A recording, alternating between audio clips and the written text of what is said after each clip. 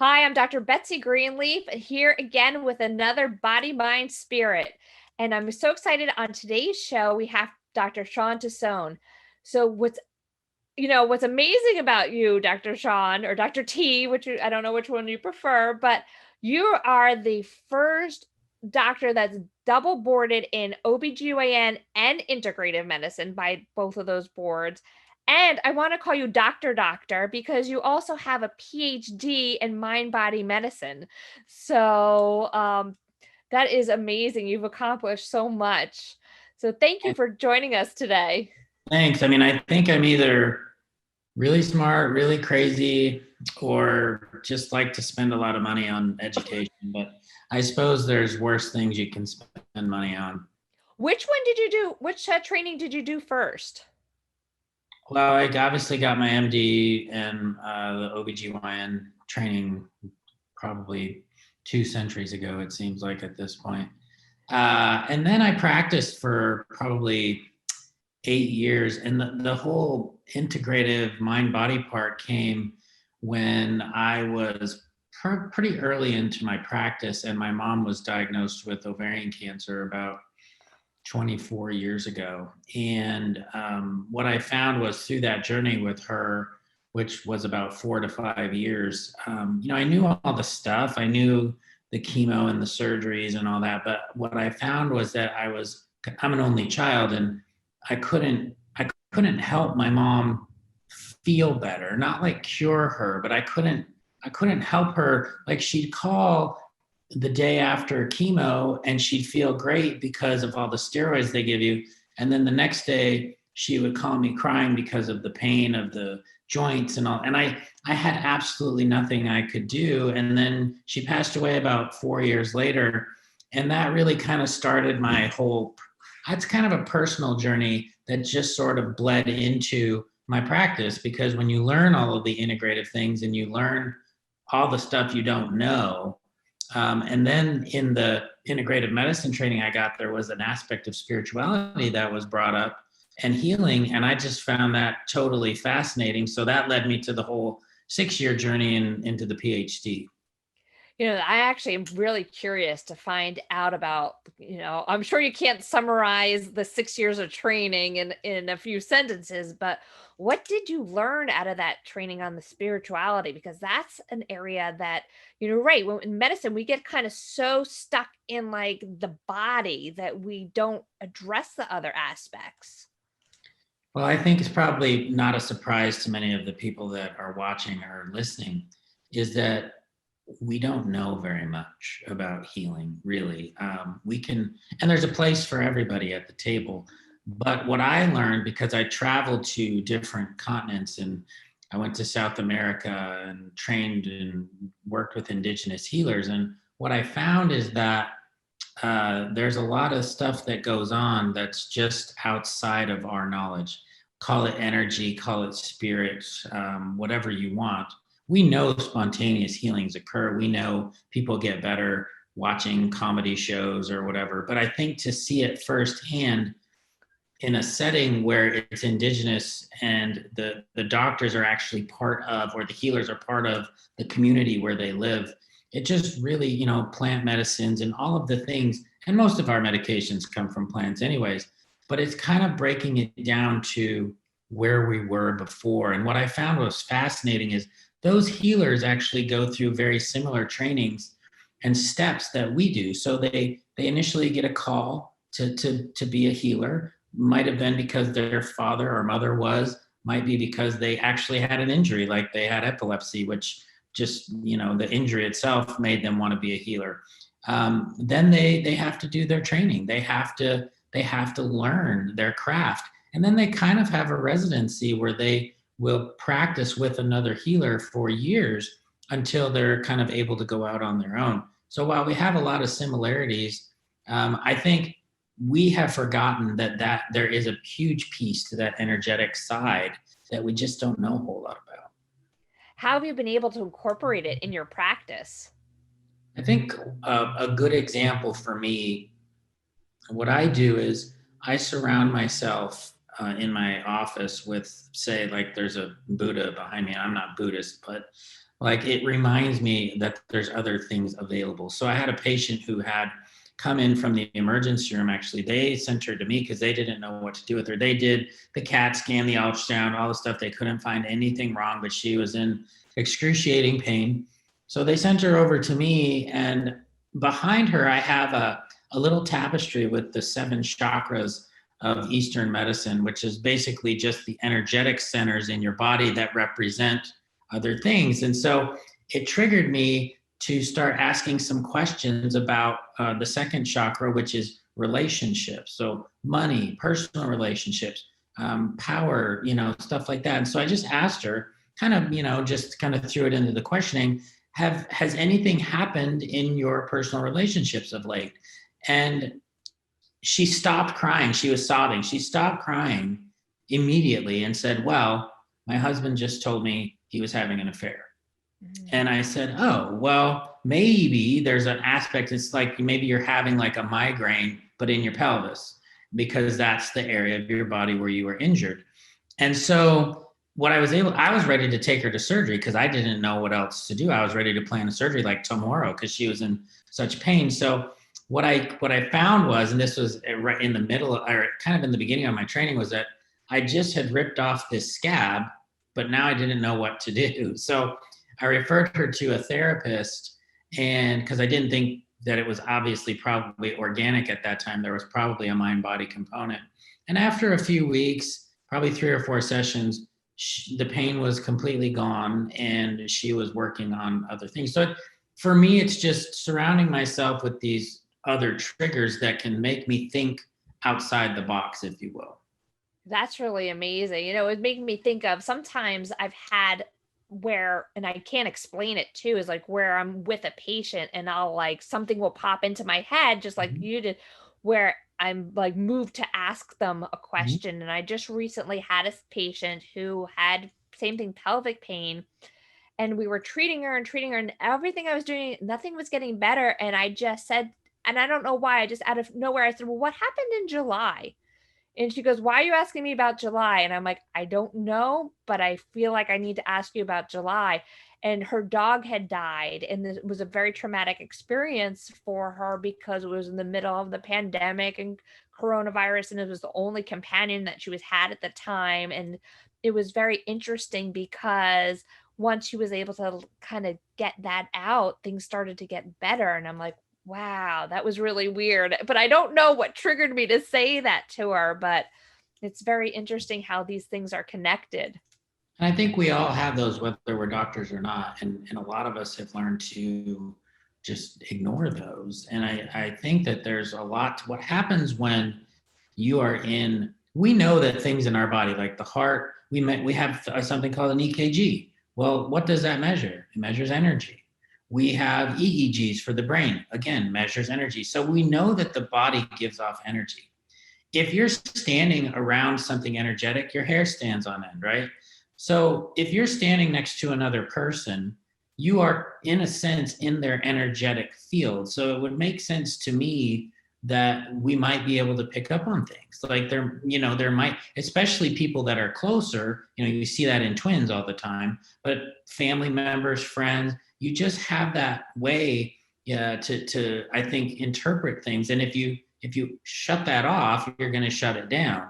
But if you flex it every once in a while and listen to it like you did there, I think that you can learn a lot about yourself. You can learn a lot about other people. But as a healer specifically, I think you can really open the door to, and what's the worst thing that could happen? What happened in July? Nothing. I mean, there's no harm in asking the question. But I think, on that particular level, you got onto something that was great. So, kudos to you for listening to that inner voice. So I'm also really excited for you. You've written books before, but you have a book coming out this summer called let me get it. I'm going to get it. It is the Hormone Balance Bible. Yes. And what is that about? So the concept is basically it's this culmination of my last 20 years of practice. And I've really kind of become heavily entrenched in the world of hormones and hormone balance over the last probably 10 years. Suzanne Summers put me in one of her books way back when called Sexy Years. And when she hit Oprah, the whole market went crazy for hormones because she had breast cancer and she was using hormones.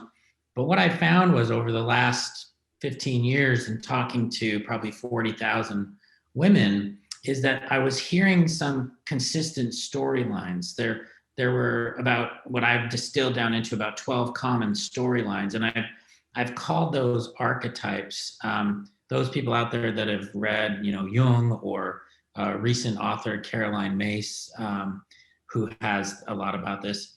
An archetype is just an overarching story or a theme. So like I have 12 different archetypes based on hormone imbalances. What I found was that a woman who was telling me a story, if I was looking at her labs, I noticed like women who are heavily estrogen or estrogen dominant were telling me the same stories. They were feeling out of control. They were very aggressive and powerful. And I started thinking, that sounds like a queen. Estrogen is female. Queens are the most powerful females around. And so what I would do is I would start talking to these women in the language of these archetypes: the queen, the nun, the unbalanced heroine, overachiever, the underdog. And I've got 12 of those. And from that, I devised a quiz that I have on my website that actually will, by the way you answer the questions, just energetically give you my guess as to what's going on. Obviously, nothing substitutes for good labs. And from that, I've had like 30,000 women now take the quiz. And I came up with a 6-step process for each of those 12 to balance them out. And it's called SHINES, which is an acronym for each of those 12 has a spiritual practice.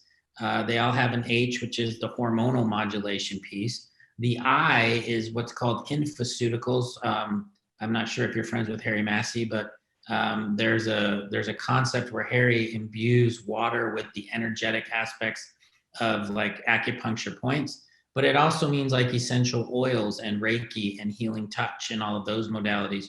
Nutrition is the N, exercise is the E, and then the last S is supplementation. So out of those 6 steps, really only one of them do you need a physician, is the hormones. The rest of it, it's all self-care. And I guess the point that I would have is, 80% of what you can do it on your own. But the book is all 12 of those archetypes. I talk about testing, so urine, blood, saliva, talk about each of the hormones and what they do. And it's kind of I call it the Bible because much to my publisher, HarperCollins, much to their dismay, it's going to be around 500 pages because it's just a lot of information. That's great. Oh, can't wait to hear more about it, but we're going to take a commercial break. 80% of women will develop a pelvic health condition at some point in their lives. There is relief. There is hope. The Pelvic Floor Store, your resource for personal health. And we're back here talking with Dr. Shawn Tassone. Thank you so much. Now, so you were going over these different types of archetypes for women and their hormones that are in your book. Now, I was kind of interested too, if you could give us, some of the examples of what maybe like use one of the specific archetypes and give us an example of what they could be doing to help balancing out their hormones.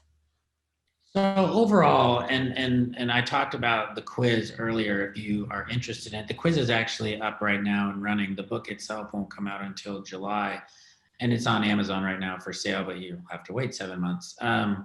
The quiz itself is at Tassone MD, so it's TASSONEMD.com/quiz, and it will give you your archetype. Now, overall, each of those archetypes, like I talked about, has its own process. So let's take, for instance, the queen, because that's the one I mentioned, which tends to be women that have too much estrogen in their systems, which can cause headaches, breast tenderness, irregular, heavy periods, fibroids, endometriosis, pelvic pain.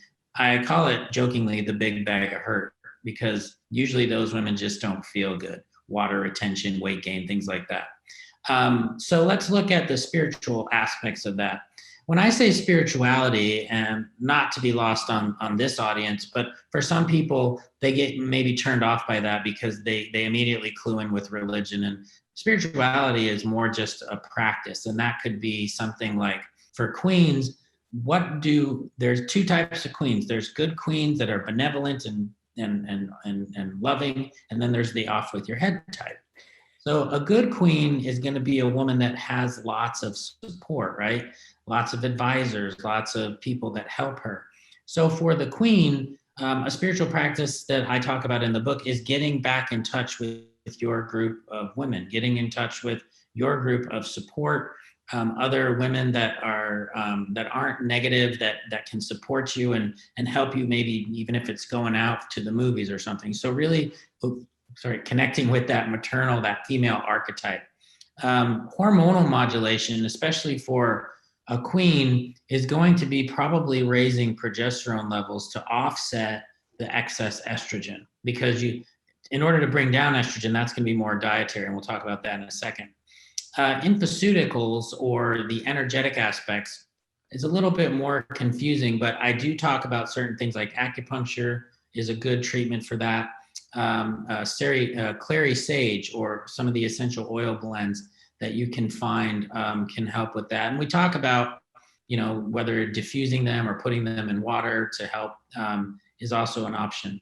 Nutrition wise, women that are estrogen dominant queens, we want them to not get more estrogen. So they want to make sure that they're not getting foreign materials like bisphosphonates and plastics and things like that, which can actually have an estrogenic component. We also want to make sure that they're not consuming too much soy.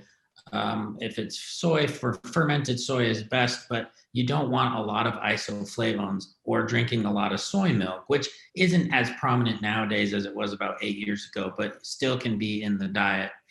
Exercise is key because we're going to want to get the gut moving, but these women have a lot of excess energy and possibly even a little anxiety. So getting out there and doing some high intensity interval training, weightlifting, and just cardiovascular stuff. And there's examples in the book. Supplementation wise, we're going to try to focus on getting the estrogen levels down and metabolizing. So you're going to want to make sure the liver is functioning well. But mainly we're going to be looking at things like DIM, which is diindolylmethane, which is not necessarily going to lower the estrogen, but it's going to help you detoxify towards a positive type of estrogen versus carcinogenic forms of estrogen. And using a product called glucuronic acid, or D-glucarate, which actually helps you as you consume more fiber in your diet. It traps estrogen in the colon. However, you have an enzyme called glucuronidase that cleaves it back off and lets it go back into the bloodstream. So by taking the D-glucuronic acid, it actually holds the excess estrogen in the stool so you can poop it out. That is great. I didn't know that one about that supplement. So I'm like taking a mental note. I'm like, ooh, I'm going to have to use that one at some point in time. So this is really fascinating. It sounds like it's not just a nice like read, but it's also going to be like your go-to reference for all women at any point in their lives too. So, because you said 500 pages, how long, that must have took you a while to write that. It's been in the works for a long time. Actually, the hardest part, and this is for anybody that's written a book kind of knows this, the editing is probably the worst, because I've read my own book now probably 8 times. And even after you've read it that many times, you still find things wrong. Like, it's like, how did I miss the spelling or the grammar? And the editors at Harper are reading it. And it's like, by the time I'm done with this, I can tell I'm just going to need somebody to tell me it's okay. Somebody's going to buy it, because you put so much time and effort into it. The reason that it's so long is because each of those 12 chapters is going to be a standalone, because, even though some of them overlap a bit, some of them may have certain, like I have an archetype called the mother. The mother is a combination of estrogen dominance, which is the queen, and low progesterone, which is the unbalanced heroine. So if you put a queen and a unbalanced hero together, you get a mother, because they're not sleeping. They're not probably taking the best care of themselves. They have a great quest that they're on, raising their children or trying to raise their children and work. but they're just not they're not taking good care of themselves. And so that's another. There are a couple archetypes that are kind of blended two of the other archetypes. I could have made an endless supply of archetypes just based on different combinations, but the first book will be just about the initial 12.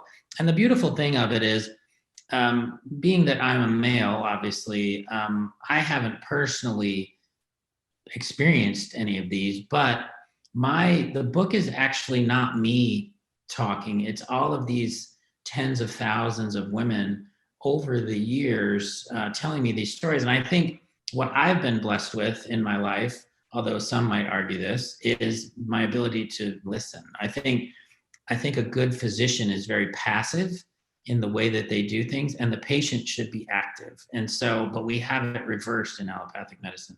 The doctors are very active and the patients are passive. And I think if that's something that I've learned, is that if you just listen most of the time, not the disease, but the patient will tell you what's going on. And just like you get those intuitive hits, we'll figure it out. But if we come into the room with a designed plan in our heads, I'm going to put this lady on birth control pills. No, well, she's having irregular bleeding, I'll just do birth control. So if you're not even listening to the story, birth control pills will probably work, as you know, but we're not fixing the problem. We're just covering it up and making them go away. So a year later, they're still going to have the same problem. I love that, because I think that's just such a lost art. You're right, because a lot of physicians are so rushed that they don't have the time to sit there and talk to the patients. But that's where the gold is, getting to know the person and not the disease. Yeah. So where can people find the book, and where can people find out more about you?